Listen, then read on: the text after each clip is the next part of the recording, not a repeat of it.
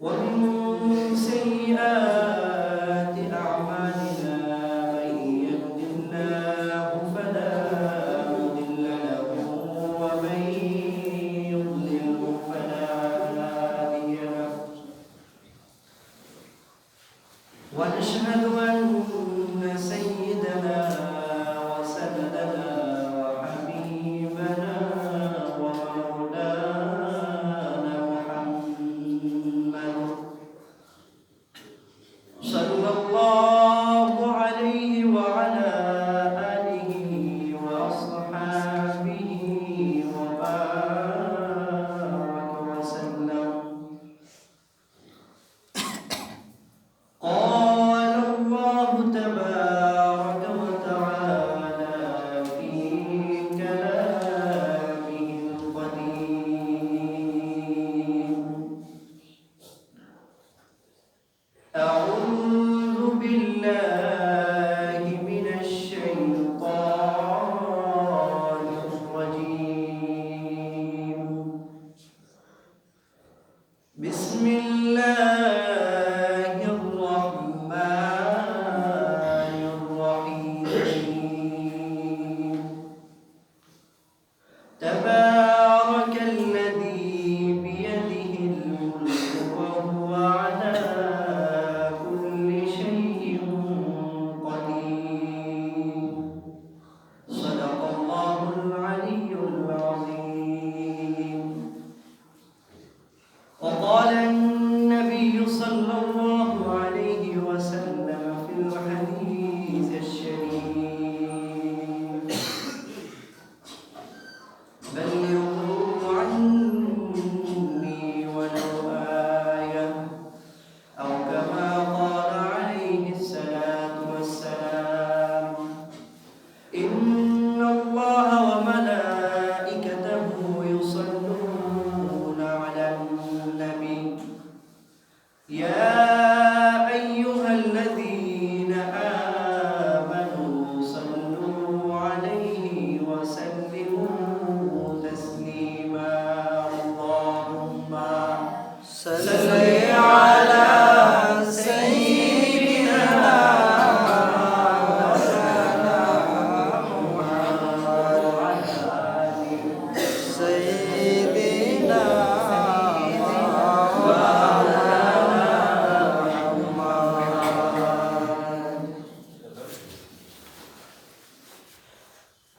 সম্মানিত হাজিরিন, আল্লাহ তাআলার দরবারে অসংখ্য শুকর ও সুজুদ আদায় করছি যে মহান আল্লাহ তাআলা আমাদেরকে পবিত্র জুমআ বারে আল্লাহ তাআলার ঘরে এসে অসংখ্য সওয়াব হাসিল করার সুযোগ দান করেছেন।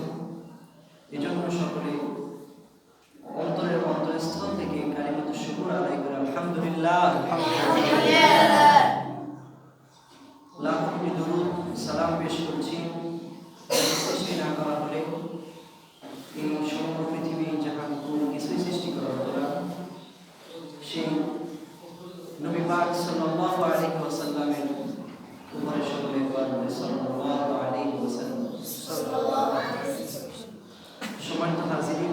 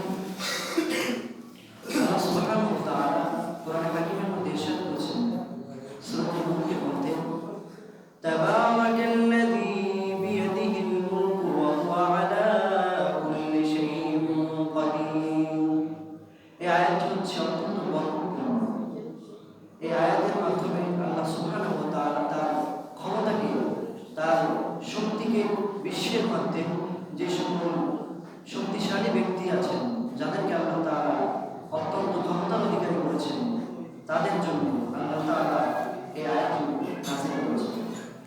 সম্মানিত হাজিরিন, তাবারাকা, এই তাবারাকা শব্দটির মাধ্যমে আল্লাহ তাআলা তিনি জানিয়ে দিচ্ছেন যে আল্লাহ সুবহানাহু ওয়া তাআলা যে সৃষ্টি করেছেন, সেই সৃষ্টির মধ্যে আমরা যদি ভুল খুঁজতে যাই, আমাদের চক্ষু যদি আল্লাহ তাআলার সৃষ্টির দিকে যায় সেটি ভুল খোঁজার উদ্দেশ্যে, তাহলে ওই চক্ষু আবার ফিরে নিজের দিকে চলে আসবে।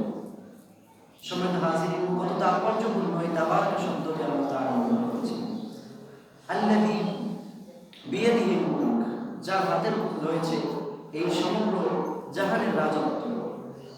সম্মানিত হাজিরিন, আল্লাহ সুবহানাহু ওয়া তাআলা এই আয়াতকে কেন্দ্র করে আমাদের বর্তমান পৃথিবীতে যে সকল নাস্তিক রয়েছেন, যারা আল্লাহ তাআলার একাত্মবাদকে বিশ্বাস করে না, এই পৃথিবীকে যে সৃষ্টি করেছেন একজন স্রষ্টা আছে, সেই স্রষ্টাকে যারা অস্বীকার করে, সেই তাদের জন্য আল্লাহ সুবহানাহু ওয়া তাআলা এই তাবারাকাল্লাযী বিয়াদিহিল মুলক আয়াতটি আল্লাহ তাআলা নাযিল করেছেন। সম্মানিত হাজিরিন, সবার বক্তব্যের শুরুতে আল্লাহ তাআলার যে একটি নিদর্শন, ইমাম আযম আবু হানিফা রাহমাতুল্লাহ আলাইহি, এই ইমাম আবু হানিফা রাহমাতুল্লাহ আলাইহির যুগে অনেক বেশি নাস্তিক ছিল, যারা আল্লাহ তাআলার সৃষ্টিকে অস্বীকার করত, যে এই আল্লাহ তাআলা নয়, এই পৃথিবীর স্রষ্টা কেউ নাই। এই বিষয়টি তারা বারবার মানুষের মধ্যে বুঝিয়ে বিভ্রান্তি সৃষ্টি করত। একদিন হযরত আবু হানিফা রাহমাতুল্লাহ আলাইহি, যিনি আমাদের হানাফি মাযহাবের ইমাম, তার সময় একজন নাস্তিক বললেন যে এই পৃথিবীর স্রষ্টা বলতে কেউ নেই। তখন তার এই বিষয়ে জবাব দিতে এবং আবু হানিফা রাহমাতুল্লাহ আলাইহি অনেক বেশি এক জনসমাবেশে তিনি চ্যালেঞ্জ দিলেন যে তার সাথে আমার সাথে মোনাজারা হবে, যে এই পৃথিবীর স্রষ্টা একজন আছেন। তিনি চিন্তা করলেন আমার চেয়ে সবচেয়ে জ্ঞানী কেউ নেই, যে পৃথিবীর স্রষ্টা যে কেউ আছে এটা আমি প্রমাণ করে দেব। নাস্তিক বলল যে আমার চেয়েও কেউ জ্ঞানী নেই এই পৃথিবীর মধ্যে, যে এই পৃথিবীর স্রষ্টা কেউ নাই সেটা আমি প্রমাণ করব। তো ইমাম আবু হানিফা রাহমাতুল্লাহ আলাইহি এরকম দিন ঠিক হলো যে আজকে বহাস হবে এই বিষয় সম্পর্কে। তো সকল মানুষ, প্রায় লক্ষ লক্ষ মানুষ একত্রিত হয়েছে আজকের এই অনুষ্ঠান দেখার জন্য। তো অনুষ্ঠানের সবাই এসে অনুষ্ঠান শোনার জন্য সবাই এসে বলল নাস্তিকে চলে এসেছে, কিন্তু ইমাম আবু হানিফা রাহমাতুল্লাহ আলাইহি তিনি অনুষ্ঠান শুরু হয়েছে তার 2 ঘন্টা পরে হাজির হয়েছেন। সম্মানিত হাজিরিন, একটি মোনাজারায় যদি 2 ঘন্টা পরে লোকটি উপস্থিত হয় যার সাথে মোনাজারা হবে, তাহলে অবস্থাটি অনেক গুরুত্ব পর্যায়ে পৌঁছে যায়। তো সবাই বলা শুরু করলেন সে কি ইমাম, সে এখনো আসতেছে না, হয়তো সে পারবে না, এই জন্য আসতেছে না। তো 2 ঘন্টা পরে যখন ইমাম আবু হানিফা রাহমাতুল্লাহ আলাইহি এই প্রমাণ করার জন্য আসলেন, তখন লোকটি বললেন যে তুমি তো আগেই হেরে গিয়েছো, তুমি 2 ঘন্টা পরে আসছো, তার মানে তুমি আমার কাছে সারেন্ডার করেছো, আমি বিজয় হয়েছি। তো ইমাম আবু হানিফা রাহমাতুল্লাহ আলাইহি কত বড় তুখার মেধাবী এবং হঠাৎ প্রশ্নের উত্তর দেওয়ার অধিকারী ছিলেন, সেটি প্রমাণ করতে এই মাত্র এই ঘটনাটি যথেষ্ট। সম্মানিত হাজিরিন, তো লোকটি বলল যে এই নাস্তিক লোকটি, তাহলে তুমি 2 ঘন্টা পরে কেন আসলে? এবং আবু হানিফা রাহমাতুল্লাহ বললেন যে আমি বাসা থেকে আসতে আমার একটা নদী পার হতে হবে, তো ওই নদীতে নৌকা করে পার হই। পার হওয়ার সময় আজকে যখন আসছি তখন ওই নদীর মধ্যে কোনো নৌকাও ছিল না, কোনো মাঝিও ছিল না, কিছুই ছিল না। তো আমি যখন ওই জায়গায় আসলাম, তারপরে হঠাৎ করে একটা গাছটি ভেঙে মাঝখান থেকে 2 ভাগ হয়ে গিয়েছে। 2 ভাগ হওয়ার পরে ওই গাছটি এমনি তক্তা হয়েছে। এমনি তক্তা হওয়ার পরে এমনি নিজেই ওই গাছটি নৌকা রূপে ধারণ করেছে। কোনো ধরনের যেই গাছ কাটার করা, তারপরে নৌকা বানানোর যেই মিস্ত্রি এবং নৌকা সেই বানানোর পরে নিজে আবু হানিফা রাহমাতুল্লাহ আলাইহি নৌকার উপরে উঠলেন, নৌকা নিজে তাকে পার করে ওপারে নিয়ে আসেন।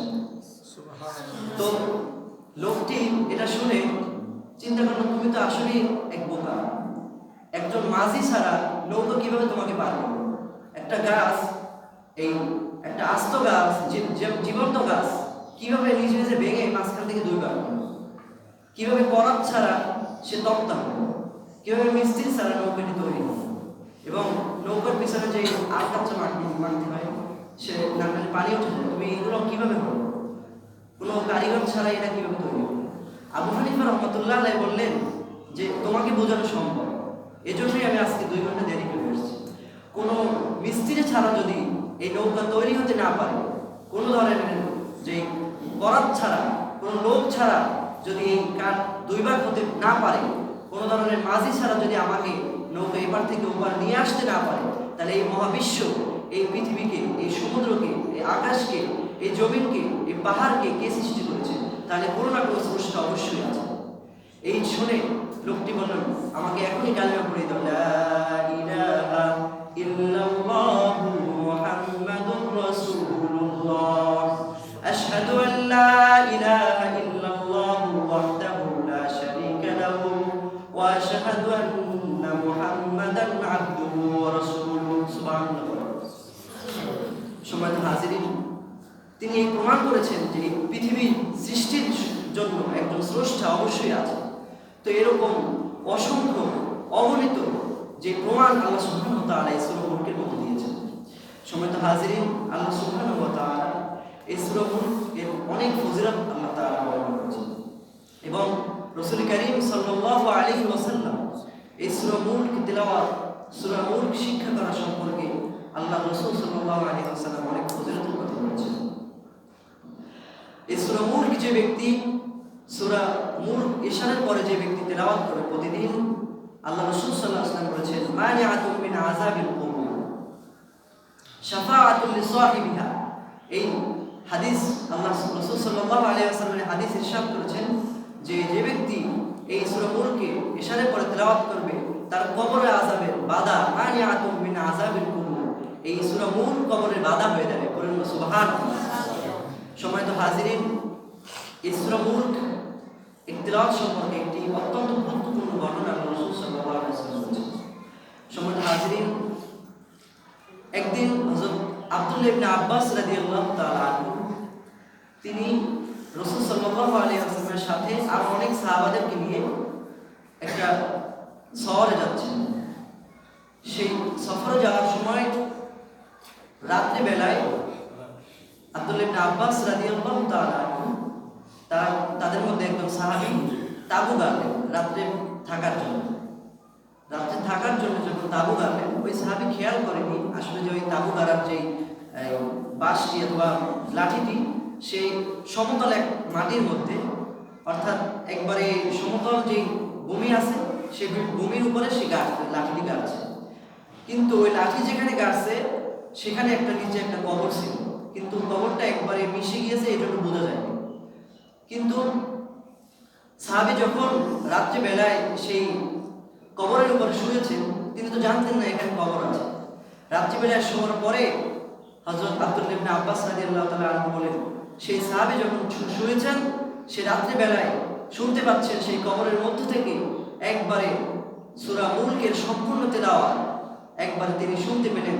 এই কবরের বাসিন্দা যে মৃত্যুবরণ করেছেন, যার কবর চেনা যাচ্ছে না, কত আগে মৃত্যুবরণ করলে এই কবরের ঢালগুলো ফিনিশ হয়ে যায়।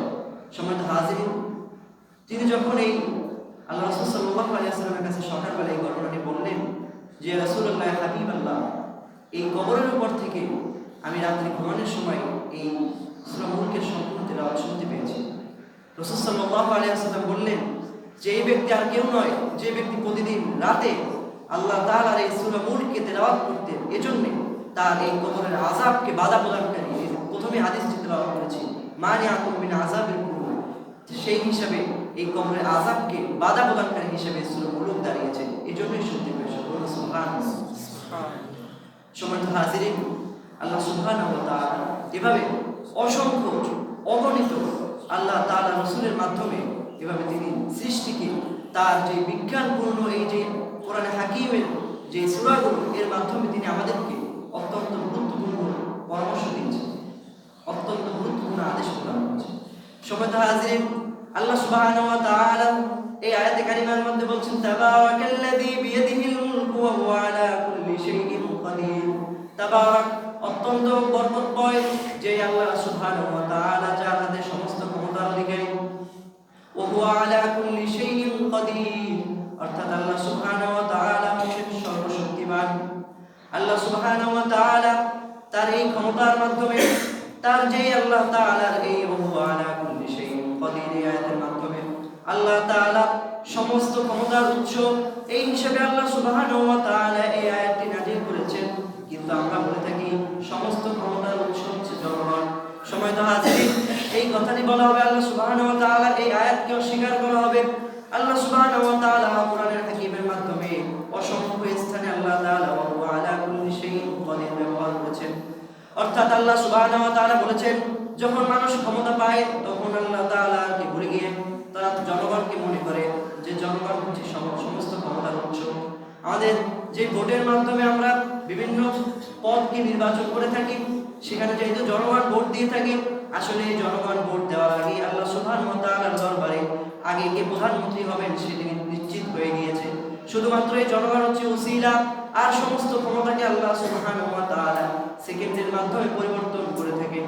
কারণ আল্লাহ সুবহানাহু ওয়া তাআলা কোরআন হাকিমের মধ্যে ইরশাদ করেছেন, কুলিল্লাহুম্মা মালিকাল মুলকি তু'তিল মুলকা মান তাশা, অর্থাৎ আল্লাহ সুবহানাহু ওয়া তাআলা যাকে ইচ্ছা তাকে ক্ষমতা দান করেন। ওয়া তু'ইজ্জু মান তাশা ওয়া তুযিল্লু মান তাশা, যাকে ইচ্ছা তাকে আল্লাহ তাআলা সম্মানিত করেন, যাকে ইচ্ছা তাকে লাঞ্ছিত করেন। সম্মানিত হাজিরিন, আল্লাহ সুবহানাহু ওয়া তাআলা এই যে সমস্ত ক্ষমতার অধিকারী, এই হিসেবে আল্লাহ সুবহানাহু ওয়া তাআলা কোরআনে হাকিমের মাধ্যমে অসংখ্য ঘটনা আল্লাহ তাআলা নিদর্শন দিয়েছেন। তেমনি ভাবে সাহাবায়ে কিরামের মধ্যে আল্লাহ সুবহানাহু ওয়া তাআলা অসংখ্য ঘটনাকে আল্লাহ তাআলা উল্লেখ করেছেন। একটি ঘটনা হচ্ছে, আমাদের যে 10টা নদী আছে, সেই নদীর তীরে দুইজন সাহাবী সাহাবী রাসূল সাল্লাল্লাহু আলাইহি ওয়াসাল্লামের সাহাবী, তাদের কবর রয়েছে। একজন হচ্ছে হুযায়ফা রাদিয়াল্লাহু তাআলা আনহু। সেই হুযায়ফা রাদিয়াল্লাহু তাআলা আনহুর যে কবরটি হঠাৎ করে সেই 10টা নদীতে ভেঙে যাবে, ভেঙে সেই তার কবরে পানি চলে আসছে। সেই 1300 বছর আগে সেই ইরাকের যে প্রেসিডেন্ট ছিলেন, তাকে আল্লাহ তাআলা স্বপ্নে দেখিয়েছেন যে হুযায়ফা রাদিয়াল্লাহু তাআলা আনহু তাকে বলছেন যে আমার কবরটি ইরাকের এই 10টা নদীর মাধ্যমে পানি ঢুকে যাচ্ছে, আমার কষ্ট হচ্ছে। সম্মানিত হাজিরিন, 1300 বছর আগে সেই সাহাবী ইন্তেকাল করেছেন। 1300 বছর পরে তিনি সেই ইরাকের প্রেসিডেন্টকে সংবাদ দিচ্ছেন যে আমার যে কবরে সেই পানি উঠেছে, তো তোমরা এই কবরটি দূরে অন্য স্থানে স্থানান্তরিত করো। তখন সেই প্রেসিডেন্ট এই সাহাবীর কবর খোঁড়া সম্পর্কে কাবাতুল মুশাররাফা সেখানে হজ চলছিল, তখন তিনি সারা পৃথিবীর মধ্যে এই মেসেজ দিয়েছেন যে এই সাহাবায়ে কেরামের কবর খনন করা হবে। সম্মানিত হাজিরিন, আমরা কিন্তু সাহাবায়ে কেরামের চোখ মোবারক, তাদের যে চেহারা মোবারক দেখিনি, রাসূল সাল্লাল্লাহু আলাইহি ওয়াসাল্লামকে দেখিনি।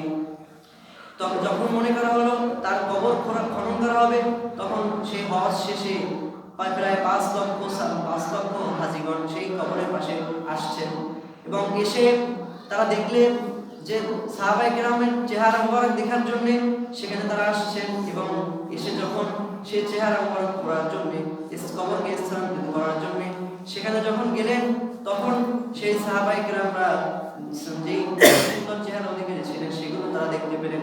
সুতরাং আল্লাহ সুবহানাহু ওয়া তাআলা এর মাধ্যমে জানাচ্ছেন যে আল্লাহ তাআলা মৃত্যু ব্যক্তির হাড্ডি গুড্ডি আল্লাহ সুবহানাহু ওয়া তাআলা যারা ঈমানদার ব্যক্তি, যারা সাহাবী, যারা হাফেজে কোরআন, যারা আল্লাহ তাআলার ঈমানদার বান্দা, মুমিন বান্দা, তাদেরকে আল্লাহ তাআলা মাটি থেকে গ্রাস করতে দেন না। সেই নিদর্শন আল্লাহ সুবহানাহু ওয়া তাআলা সেখানে দেখিয়ে দিয়েছেন যে 1350 বছর আগে যে সাহাবী ইন্তেকাল করেছেন, সেই সাহাবীর কবর আজ পর্যন্ত আল্লাহ তাআলার যে মেহেরবানিতে, আল্লাহ তাআলার যে অনুগত রাদিয়াল্লাহু তাআলা মুরাদওয়ান এর মাধ্যমে তিনি জীবন্ত রেখেছেন। সম্মানিত হাজিরিন, এজন্য সাহাবায়ে কেরাম যার পরামর্শে, যার অনুসরণে, রাসূল সাল্লাল্লাহু আলাইহি ওয়াসাল্লামের অনুসরণে যে আল্লাহ তাআলার যে আদেশকে তারা মেনে আল্লাহ তাআলার আদেশ নিষেধকে মেনে জীবনকে পরিচালিত করার মাধ্যমে তারা আজও পর্যন্ত জীবিত তারা কবরের মাধ্যমে স্বপ্ন দেখাতে পারেন। তারা আজও যেই তাদের রক্ত মাংস সেটা সঞ্চালন রয়েছে। কিন্তু আমার নবী সাল্লাল্লাহু আলাইহি ওয়াসাল্লামকে যারা বলে মৃত্যু, তাদের ঈমানের সমস্যা রয়েছে।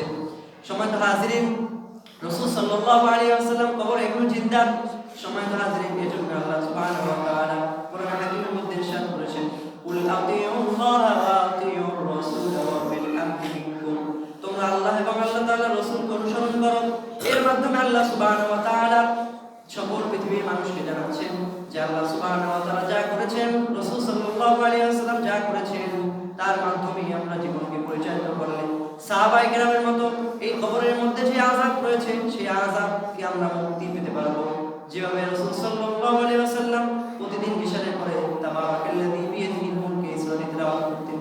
সম্মানিত হাজিরিন, আল্লাহ সুবহানাহু ওয়া তাআলা আমাদেরকে তাবারাকাল্লাযী বিয়াদিহিল মুলক শুরু থেকে শেষ পর্যন্ত প্রতিদিন তিলাওয়াত করার তৌফিক দান করুন, আমিন। সম্মানিত হাজিরিন, আল্লাহ সুবহানাহু ওয়া তাআলা এর পরে আয়াতে বলছেন, আল্লাযী খালাকাল মাউতা ওয়াল হায়াতা লিয়াবলুয়াকুম আইয়ুকুম আহসানু আমালা। আল্লাহ সুবহানাহু ওয়া তাআলা এখানে আল্লাযী খালাকা, যিনি সৃষ্টি করেছেন, আল মাউত, কেন তিনি মৃত্যুকে সর্বপ্রথম সৃষ্টি করলেন? আল্লাহ সুবহানাহু ওয়া তাআলা মৃত্যুর যে সিরিয়ালকে আল্লাহ তাআলা কিন্তু নির্দিষ্ট করে দেন। পিতার আগে সন্তান মারা যেতে পারে, সন্তানের আগে পিতাও মারা যেতে পারে। সম্মানিত হাজিরিন, এজন্য আল্লাহ সুবহানাহু ওয়া তাআলা প্রথমেই মৃত্যুকে সৃষ্টি করেছেন। এরপরে বলছেন আল্লাযী খালাকাল মাউতা ওয়াল হায়াতা লিয়াবলুয়াকুম। আল্লাহ সুবহানাহু ওয়া তাআলা আমাদেরকে মৃত্যু দান করেছেন এবং জীবন দান করেছেন, হায়াত দান করেছেন, লিয়াবতালিয়াকুম, আমাদেরকে পরীক্ষা করার জন্য। আইয়ুকুম আহসানু আমালা, তোমাদের মধ্যে কার আমল সর্বোত্তম। আইয়ুকুম আহসানু আমালা, তোমাদের মধ্যে কার আমল সবচেয়ে তাকওয়ার সর্বোচ্চ অধিকারী, সেই ব্যক্তিকে পরীক্ষা করার জন্য আল্লাহ সুবহানাহু ওয়া তাআলা মৃত্যু এবং এই আমাদের যে জীবনকে আল্লাহ তাআলা সৃষ্টি করেছেন। ওয়া হুয়াল আজিজুল গফুর, তিনি হচ্ছেন মহা পরাক্রমশালী এবং গফুর, ক্ষমা করুণাময়।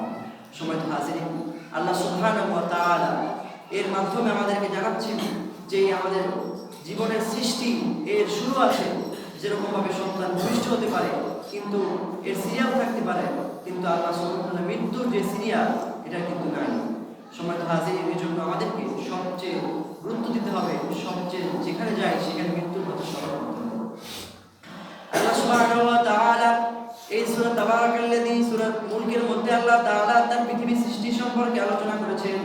আল্লাহ সুবহানাহু ওয়া তাআলা বলেছেন, আওয়ালাম ইয়ারাউ ইলাত তায়রি ফাওকাহুম